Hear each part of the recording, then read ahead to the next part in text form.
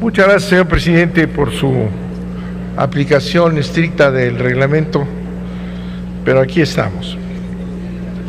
Sí estamos en contra. Me dicen que no hay muchos, parece que ya se acabaron los en contra. Y le digo que esa es la mayor preocupación que podemos tener. ¿Por qué? Y ahorita lo vamos a demostrar. Esta reforma no es la reforma que mandata la Constitución. Es lo principal. Es lo principal. Aquí se dice que, por ejemplo, que el asunto de los derechos humanos, de las graves violaciones a los derechos humanos, es una cuestión que se tiene desde la reforma constitucional. Bueno, pues es una falla.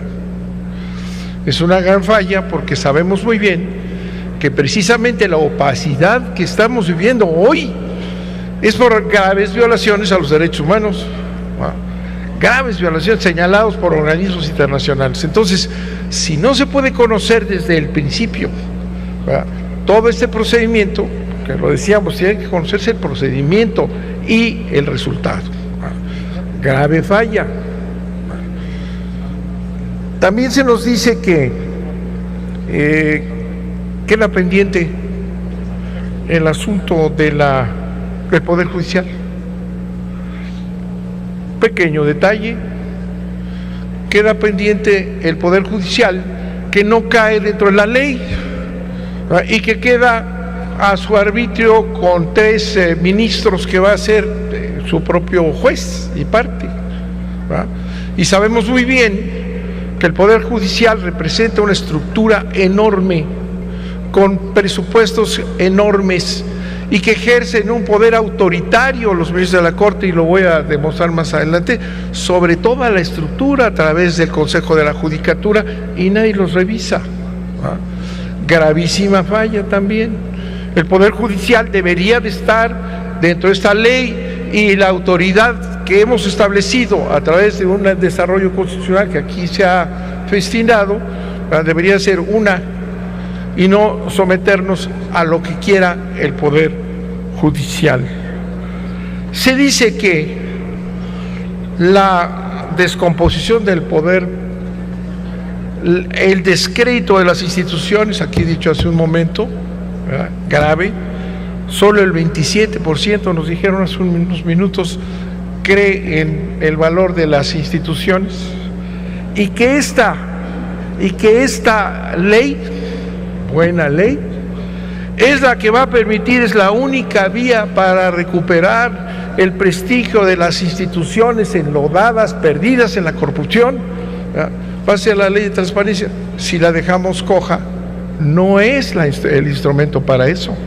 No es el instrumento para perseguir la corrupción en el país. La reforma no cumple con la Constitución. El artículo 6 de la Constitución establece los siguientes principios: máxima publicidad, que significa optimizar, ampliar todo lo que se pueda la transparencia. Los mecanismos de acceso a la información deben ser sencillos. El recurso de revisión de la Consejería Jurídica, empleado del Ejecutivo, es una excepción inconcebible. ¿Quién es ese señor que se mete a legislar aquí, que se mete a la Suprema Corte a ordenar y manipular, y tiene grandes privilegios ante información que efectivamente pueda afectar la seguridad nacional? Él es el que nos va a decir, el empleado del presidente, el señor consejero que por todos lados anda haciendo tropelías en favor de la no transparencia, ese tiene una serie de privilegios. El INAI debe ser autónomo. Se incumple el artículo 6 de la Constitución por lo siguiente: la ley federal no promueve la máxima publicidad. Existen 13 causas de reserva en el artículo 110 de la ley federal. Segundo, los recursos no son sencillos. El artículo 162 de la ley establece causales de sobreseimiento en el recurso de revisión que son propios del derecho privado, lo que impide el derecho a saber, por ejemplo, de la muerte o el desistimiento del solicitante. Las hipótesis 3 de la actuación del consejero jurídico no son precisas. Se viola la seguridad jurídica y el principio de que la actuación del consejero jurídico es por excepción. ¿Quién es? ¿Qué aberración? El INAI no es autónomo, en consecuencia del reparto de cuotas entre los partidos mayoritarios. Los tratados ratificados por México también se violan. En México no solo se aprobará la ley para regular el derecho a la información, sino que la ley que se aprobará queda muy distante y lejos de los principios que se contienen en los tratados suscritos.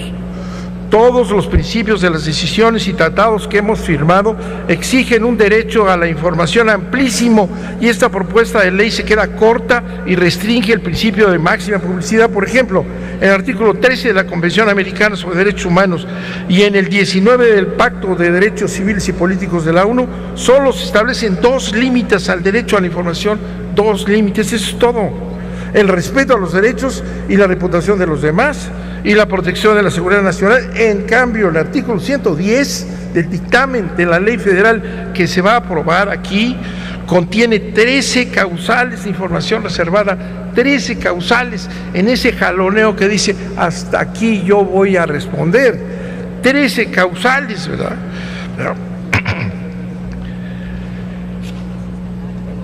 una reserva que viola totalmente el principio constitucional. Otro ejemplo: al informe anual del Relator Especial para la Libertad de Expresión de la Comisión Interamericana de Derechos Humanos de 1999 indica que las excepciones y limitaciones al derecho a la información deben ser escasas y estrictas, que demuestren prejuicio, interés político, y que en ocasiones, aunque la información sea reservada y aunque sea privada, si ésta revela un alto nivel de corrupción dentro del gobierno, debe hacerse pública.